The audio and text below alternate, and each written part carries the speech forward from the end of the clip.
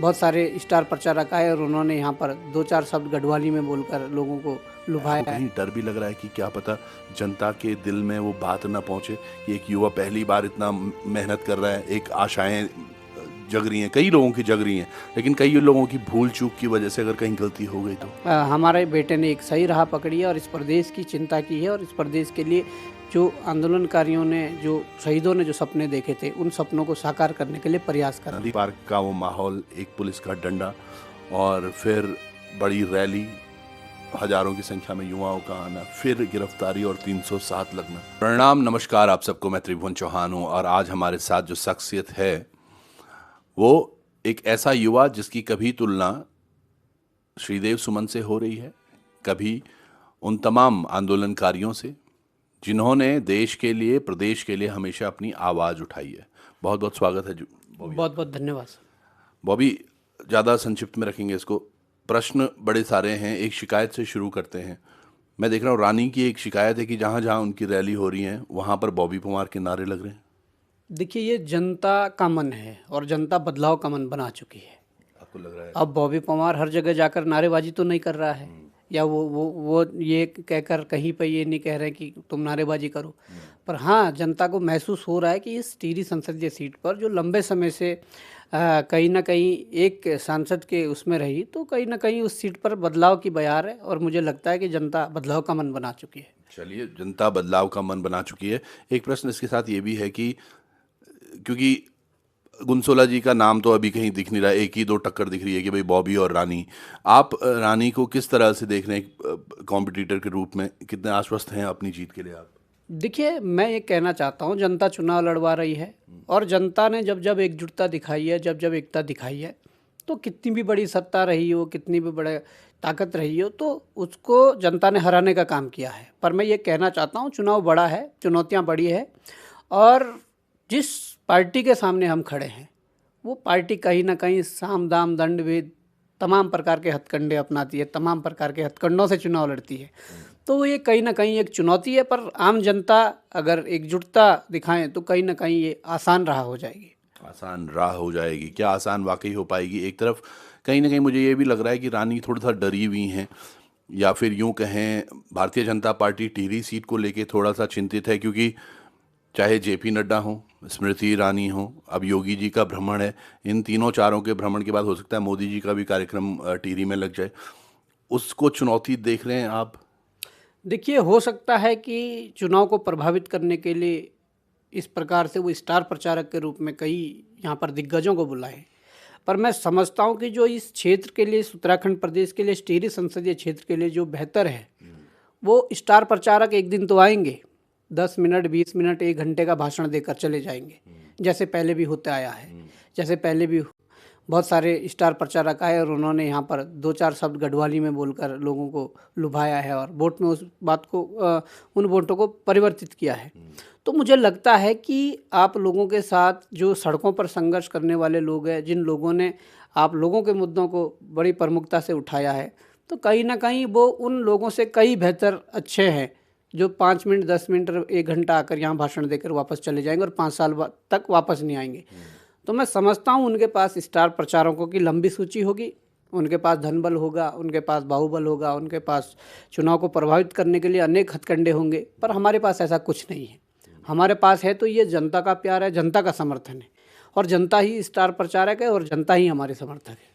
बिल्कुल। बॉबी, एक चीज़ का एक साक्षात्कार मैं आपका देख रहा था, उसमें आपने बात की कि पिता की भी याद आ रही है, स्वाभाविक भी है। और बॉबी, जिस परिवेश से आते हैं हम, अपनी आपकी माँ से भी हमने मुलाकात की थी नामांकन के दिन।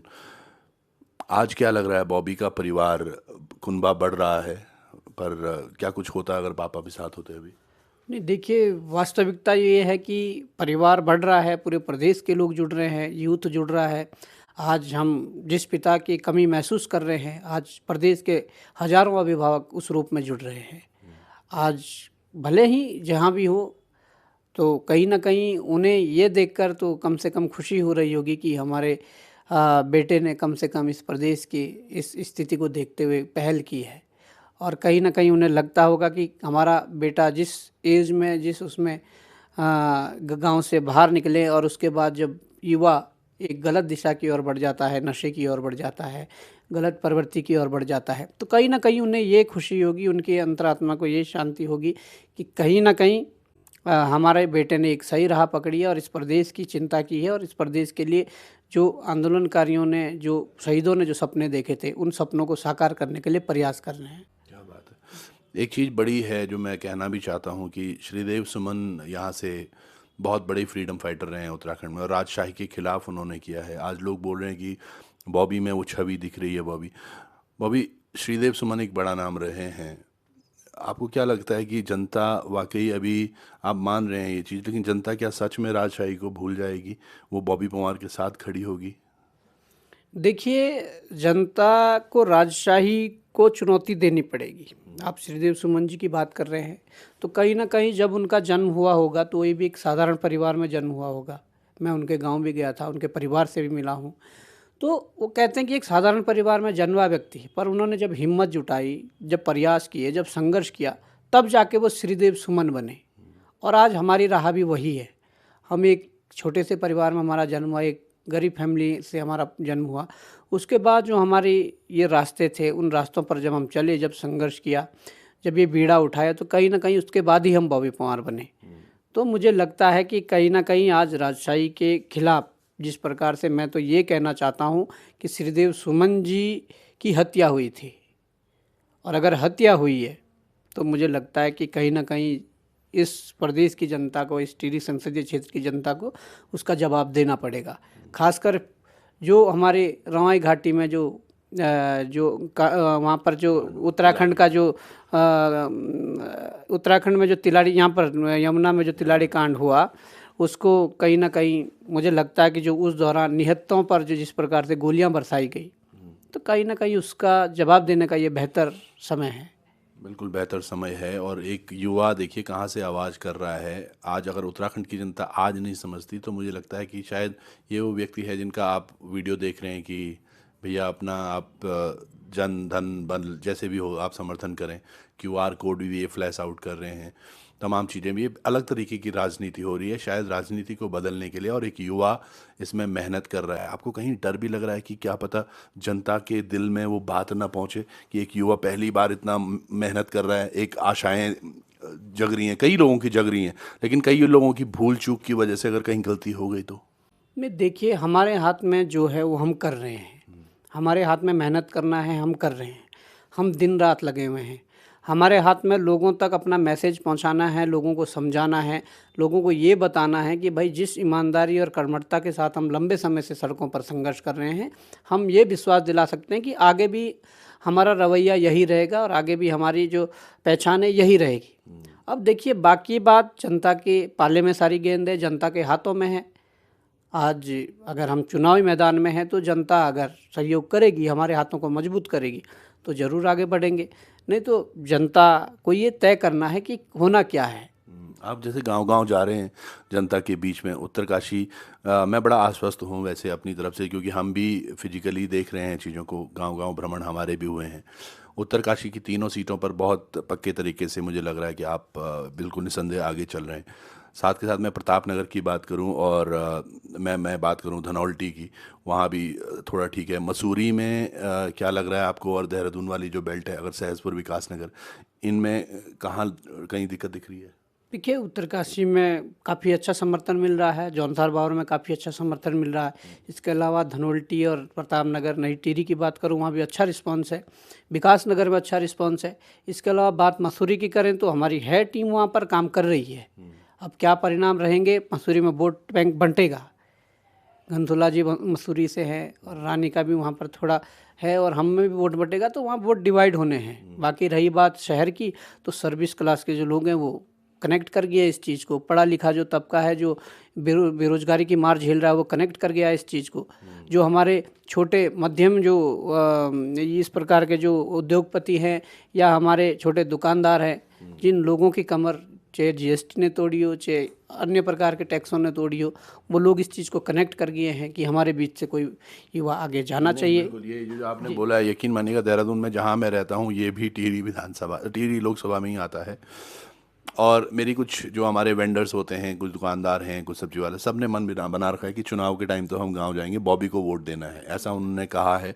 आशा बहुत बढ़ जाती है जब ऐसी चीज़ें सुनते हैं, तमाम चीज़ें। लेकिन उसके उपरांत भी जो धनाढ़ लोग हैं वो किस तरह से कनेक्ट हो पाएंगे? देखिए, कनेक्ट जब जनता हो जाएगी तो मुझे लगता है कि कितने धनाढ़ लोग होंगे, कितने होंगे, उनमें से भी कई लोगों की अंतरात्मा कहती होगी कि नहीं, ये बंदा सही के लिए काम कर रहा है, सही को सही, गलत को गलत बोलने की हिम्मत कर रहा है। उसमें भी 50% लोग होंगे जो साथ देंगे। बिल्कुल। आम जनता तो साथ दे ही रही है, जो जन समस्याओं से जूझ रही है, जिनकी जन समस्याओं का कोई निराकरण नहीं हो रहा है, जिनके लिए हम सड़कों पर संघर्ष कर रहे हैं, तो कहीं ना कहीं वो लोग वास्तविक मुद्दों से जुड़ गए और वास्तविक मुद्दों पर वोट करना अगर शुरू कर दिया तो मुझे लगता है कि कहीं ना कहीं टिहरी संसदीय क्षेत्र में इस बार एक टिहरी संसदीय क्षेत्र की जनता नया अध्याय एक इतिहास का लिखेगी। बिल्कुल, और लिखना भी चाहिए जहाँ तक मुझे लगता है। बहुत बहुत धन्यवाद बॉबी का भी। एक लास्ट प्रश्न मैं लूँगा, पर आप समझिएगा ये जो चीज़ें हो रही हैं, मैं दिल से बोल रहा हूँ। जब से मैंने पिताजी की बात की, मैं थोड़ा इमोशनल सा महसूस कर रहा हूँ अपने आप को कि वाकई एक बच्चे के लिए, क्योंकि कितना मुश्किल होता होगा। और उसके बाद एक मोटरसाइकिल जो हमने कभी देखी थी जब का, और पिछले 1-1.5 साल से तंबू में रहने वाला एक युवा आज राजशाही को चैलेंज कर रहा है, तो आप सब लोग साथ नहीं देंगे, वो एक बड़ा प्रश्न जरूर है। मुझे लगता है सबको बढ़ चढ़ कर आगे आना चाहिए, आपका सपोर्ट भी करना चाहिए। ये इसमें एक खास बात यह है पूरे इस संघर्ष की कहानी, एक गांधी पार्क का वो माहौल, एक पुलिस का डंडा, और फिर बड़ी रैली, हजारों की संख्या में युवाओं का आना, फिर गिरफ्तारी और 307 लगना। इसको कैसे देखते हैं आप? देखना क्या है, ये दर्शाता है कि सत्ता के खिलाफ जो बोलेगा, सत्ता के खिलाफ जो खड़ा होगा, उनके गलत नीतियों के खिलाफ जो बोलेगा, उनके खिलाफ इस प्रकार के षड्यंत्र किए जाएंगे, इस प्रकार से उनको दबाया जाएगा, ये साबित करता है। पर हम ये कहना चाहते हैं कि हम अगर सही है तो सही की ये राह पकड़े रखेंगे, सही को सही, गलत को गलत बोलने की जो हिम्मत है ये जुटाए रखेंगे, और आगे भी जो संघर्ष का दौर है उस संघर्ष के दौर को जारी रखेंगे। आज इस प्रदेश की जो दयनीय स्थिति हो गई है, ये प्रदेश जिस भ्रष्टाचार की आग में जल रहा है, इस प्रदेश के अंदर जिस प्रकार से अत्याचार बढ़ गए हैं, तो उन सभी मुद्दों को लेकर हम संघर्षरत हैं और संघर्षरत रहेंगे। तो आज इस प्रदेश को बचाने की जो ये नौबत है, ये कहीं ना कहीं हम इस लड़ाई को आगे बढ़ाने की बात कर रहे हैं। और आज हमारा ये धर्म हो जाता है, इस उत्तराखंडी होने के नाते, इस प्रदेश का एक वासी होने के नाते, ये हमारा धर्म है कि इस प्रदेश को कैसे बचाना है। इसलिए हम आज खड़े हैं और हमारे साथ कई हजारों लाखों लोग जो इस विचारधारा से जुड़ गए हैं, ये नई विचारधारा जो बनी है, तो कहीं वो हमारे साथ खड़े हैं और हमें हिम्मत दे रहे हैं। हिम्मत भी दे रहे हैं। मुझे याद है उस समय कई काफ़ी चेहरे थे जिनको आप परिचित भी नहीं थे, क्योंकि हम देखते थे वकीलों की एक बड़ी लाइन भी थी, पत्रकार आपके साथ थे, तमाम चीज़ें। आज उनसे भी बात हो रही है, उनको किस तरह आश्वस्त कर रहे हैं आप? बिल्कुल, मैं कहना चाहूँगा कि बहुत बड़ी भूमिका वो चाहे हमारे पत्रकार भाइयों की हो या चाहे हमारे उन अधिवक्ताओं की हो, जिनको आज तक हमने ना तो कई लोगों से मिले हैं, ना हमें ये पता लगा कि कोर्ट की क्या फ़ीस होती है। इस प्रकार की चीज़ें मैं समझता हूँ कि जब ऐसा सहयोग रहा तब आज हम यहाँ पर खड़े हैं, नहीं तो हम जेलों के अंदर होते। जेल में बेल होने के बाद भी जिस प्रकार से हमारे ऊपर दोबारा उस बेल, कंडीशनल बेल को खारिज करके जेल भेजने की बात हुई, तो मुझे लगता है कि कहीं ना कहीं हमारे उन अधिवक्ताओं ने अगर एकजुटता नहीं दिखाई होती, हमारे लिए कहीं ना कहीं बड़ा दिल नहीं दिखाया